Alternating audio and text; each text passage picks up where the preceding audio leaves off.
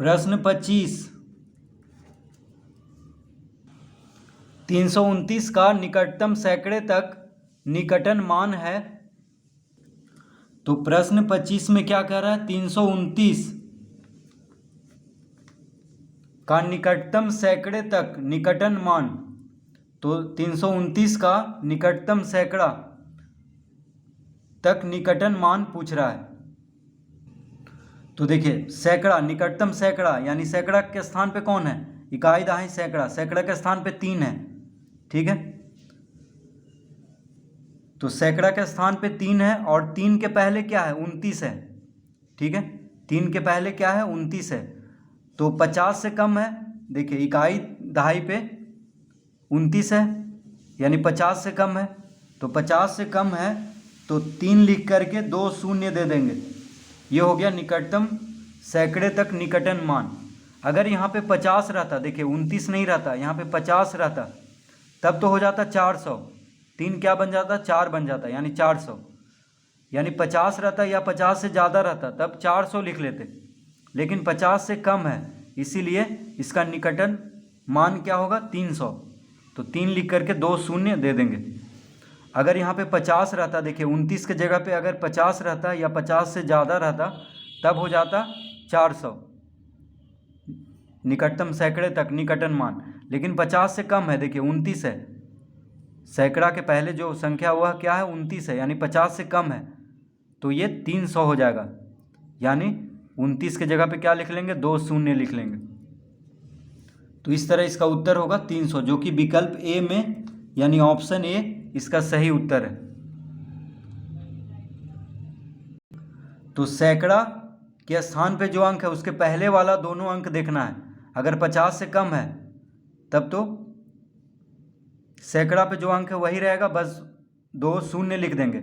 अगर 50 है, सैकड़ा के स्थान पे अंक जो है उसके पहले अगर 50 है या 50 से ज़्यादा है तब 400 हो जाएगा, यानी 3 बन जाएगा 4 और फिर 2 शून्य दे देंगे। तो यहाँ पे 50 से कम है इसीलिए 300 हो जाएगा इसका निकटन मान। प्रश्न 26, इनमें से कौन सी संख्या सह अभाज्य संख्या है। तो इसका ऑप्शन ए में दिया है 8,15, ऑप्शन बी दिया है 13,39, ऑप्शन सी दिया है 6,24 और ऑप्शन डी क्या दिया है,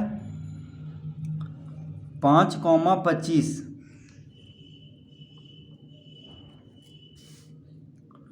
तो ऑप्शन ए 8, 15, 13, 39, ऑप्शन बी में 13, 39, ऑप्शन सी में 6 और 24, ऑप्शन डी में 5 और 25।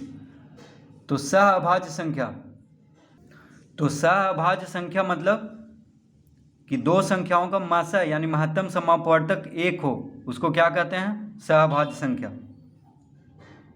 तो देखिए यहाँ पे 8 और 15 कोई संख्या से कट रहा है।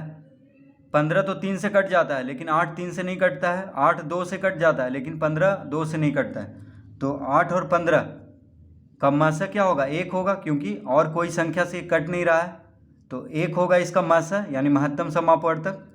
तो इसका उत्तर होगा 8 और 15, क्योंकि इसका मासा 1 है, इसका और कोई गुणनखंड नहीं है ये दोनों संख्या का। ठीक है, इसमें देखिए 13 से 39 कट जाता है यानी 13 हो गया मासा इसका, तो ये नहीं होगा। इसमें 6 और 24 में 6 चौक 24, 6 से कट जाता है यानी 6 मासा हो जाएगा, तो ये भी नहीं होगा सहभाज्य संख्या। और ये देखिए 5 से कट जाता है 25। ठीक है, तो 8 और 15 बस किसी संख्या से नहीं कट रहा है, यानी 8 और 15 क्या हो जाएगा, सहभाज्य संख्या, क्योंकि इसका महत्तम समापवर्तक क्या है, 1 है। तो इसका एक और परिभाषा है, जिन दो संख्याओं में मात्र एक ही गुणनखंड 1 शामिल हो उन्हें सहभाज्य संख्या कहते हैं। यानी इसका गुणनखंड क्या है, 1 है ये दोनों का, और कोई संख्या से ये विभाजित नहीं हो रहा है। जैसे ये देखिए 13 से 39 कट जाता है तो 13 हो गया इसका महत्तम समापवर्तक, तो ये सहभाज्य संख्या नहीं है। उसी तरह ये भी सहभाज्य संख्या नहीं है और ये भी सहभाज्य संख्या नहीं है। तो इसका उत्तर होगा ऑप्शन ए। प्रश्न 27, बाल दिवस के अवसर पर 15,633 बच्चों ने चित्रकारी प्रतियोगिता में भाग लिया। इनमें 8,749 लड़कियां थीं। बताएं लड़के कितने थे। तो बाल दिवस के अवसर पर कितना बच्चों ने चित्रकारी प्रतियोगिता में भाग लिया है? 15,633। तो बाल दिवस के अवसर पर 15,633 बच्चों ने चित्रकारी प्रतियोगिता में भाग लिया। ठीक है, तो कुल बच्चों की संख्या कितना है जो चित्रकारी प्रतियोगिता में भाग लिया है? 15,633। इनमें 8,749 लड़कियां थी। 8,749 लड़कियां थी, यानी कुल बच्चा जो भाग लिया है चित्रकारी प्रतियोगिता में वह है 15,633 और उसमें 8,749 लड़कियां हैं। बताएं लड़के कितने थे। तो घटा देंगे तो कितना आ जाएगा? 13 में से 9 गया 4, 9 4 13, ये हो गया 2, 12 में से 4 गया 8, ये हो गया 5, 15 में से 7 गया 8, ये हो गया 4, 14 में से 8 गया 6, यानी 6,884। तो बताएं लड़के कितने थे। तो लड़के कितने हैं? 6,884। तो बस घटाना है इसमें, तो इसका होगा ऑप्शन डी सही उत्तर। Option D 6,884। प्रश्न 28। 5 अंकों की सबसे बड़ी संख्या और 6 अंकों की सबसे छोटी संख्या का अंतर है। तो 5 अंकों की सबसे बड़ी संख्या और 6 अंकों की सबसे छोटी संख्या का अंतर। तो देखिए 6 अंकों की सबसे छोटी संख्या क्या होगा? 1 पे 5 शून्य देंगे, तो ये हो गया 6 अंकों की सबसे छोटी संख्या। देखिए 6 अंक है इसमें, 1 2 3 4 5 6, तो 6 अंकों की सबसे छोटी संख्या 1 लाख। 6 अंकों की सबसे छोटी संख्या क्या होगा? 1 लाख, यानी 1 पे 5 शून्य, 1 पे 5 शून्य होगा। 6 अंकों की सबसे छोटी संख्या क्या होगा? 1 लाख। और 5 अंकों की सबसे बड़ी संख्या, तो 5 अंकों की सबसे बड़ी संख्या 5 ठो 9 लिख लेंगे, 5 ठो 9, यानी 99,999। इसको घटाएंगे तो 6 अंकों की सबसे छोटी संख्या 1 पे 5 शून्य दे देंगे, यानी 1 लाख। और 5 अंकों की सबसे बड़ी संख्या 5 ठो 9 देंगे। इसका अंतर क्या रहा, यानी घटा देंगे। तो 10 में से 9 गया 1, 10 में से 9 गया 1, 9 में से 9 गया 0, 9 में से 9 गया 0, 9 में से 9 गया 0, 9 में से 9 गया 0, और ये हो गया 0। इसका उत्तर 1 आएगा, जो कि ये ऑप्शन ए में है। तो 6 अंकों की सबसे छोटी संख्या और 5 अंकों की सबसे बड़ी संख्या का अंतर क्या होगा? 1 होगा। तो 1 लाख में से 99,999 को घटाएंगे तो क्या आएगा? 1 आएगा।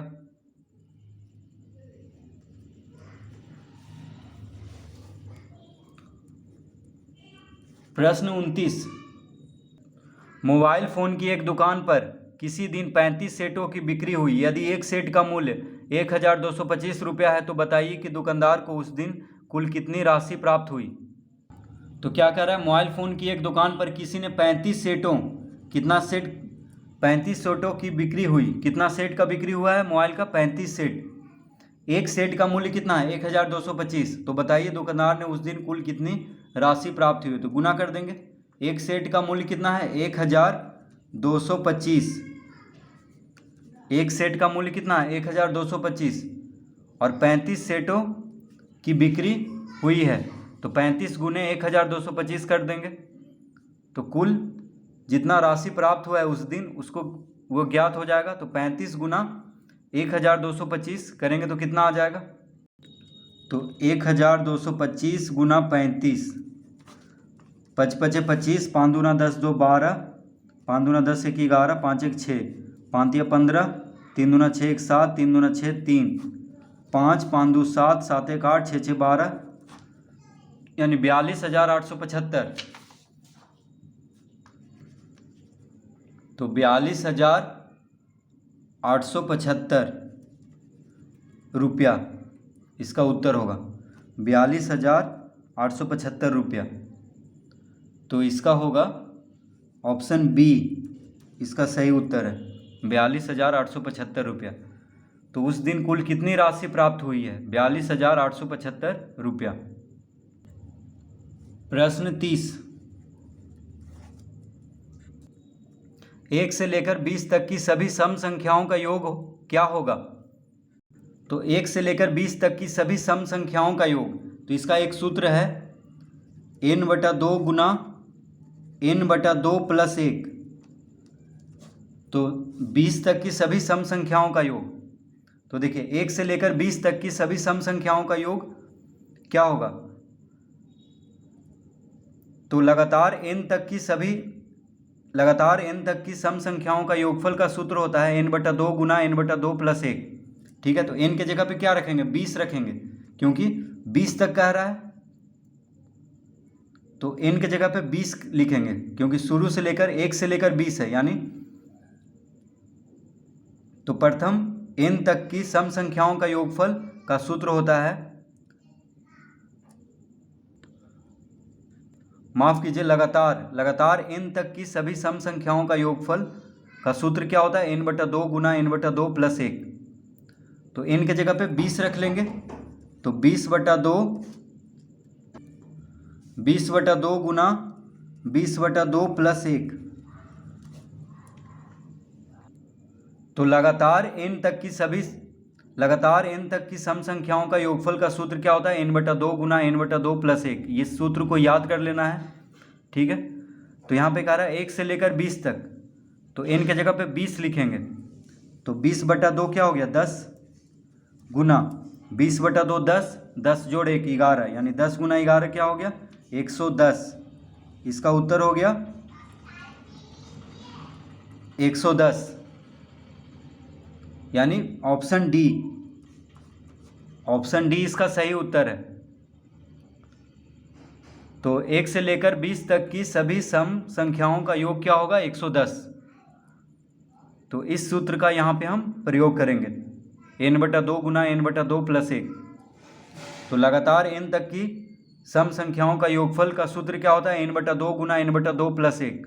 तो यहाँ पे 1 से लेकर 20 तक की सभी सम संख्याओं का योग क्या होगा? n के जगह पे 20 रख लेंगे, तो इसका आ जाएगा उत्तर 110, यानी 1 से लेकर 20 तक की सभी सम संख्याओं का योग होगा 110।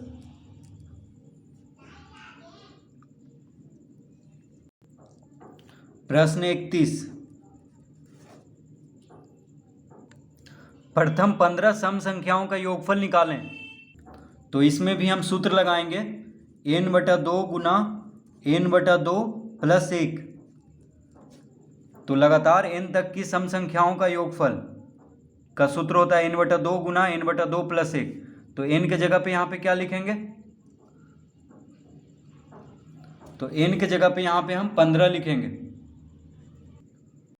तो यहाँ पे देखिए n के जगह पे हम 15 नहीं लिखेंगे, ठीक है, क्योंकि यहाँ पे कह रहा है प्रथम 15 सम संख्याओं का योगफल। तो प्रथम 15 सम संख्याएं 2 से 30 के बीच में आएगा, यानी 2 से 30 तक आएगा। ठीक है, तो 15 सम संख्याएं 2 से 30 तक होगा। तो प्रथम 15 सम संख्याएं कह रहा है, तो n के जगह पे 30 लिखेंगे। n के जगह पे क्या लिखेंगे? 30। तो 30/2 गुना 30/2 + 1। तो ये 30 कहाँ से आया? तो कह रहा है प्रथम 15 सम संख्याओं का योगफल। यहाँ पे ये नहीं कह रहा है कि 1 से लेकर 15 तक, ये नहीं कह रहा है, यहाँ पे प्रथम 15 कह रहा है। तो 15 सम संख्या जो है 2 से 30 तक आएगा। 2 से 30 तक में 15 सम संख्या होता है। तो 30, n के जगह पे क्या लिखेंगे? 30 लिखेंगे। तो 30 तक सम संख्याओं का योगफल क्या हो जाएगा? 30/2 गुना 30/2 + 1, यानी n के जगह पे 30 रखेंगे।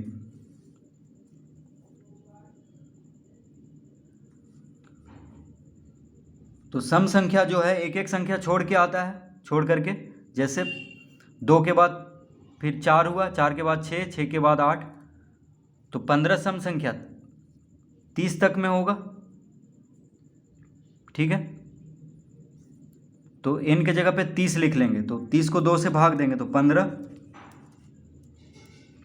30 को 2 से भाग देंगे तो 15 प्लस 1 क्या हो गया 16, यानी 16 गुना 15 कर देंगे तो 15 छक 90, 15 9 24, यानी 240। तो प्रथम 15 सम संख्याओं का योगफल हो जाएगा 240। या इसको इस तरह भी प्रश्न हम पूछ सकता है, 1 से लेकर 30 तक की सभी सम संख्याओं का योग क्या होगा 240। तो 1 से लेकर 30 तक कहें या प्रथम 15 सम संख्या कहें, एक ही बात है। 1 से लेकर 30 तक सम संख्याओं का योगफल 240 होगा या प्रथम 15 सम संख्याओं का योगफल भी 240 होगा।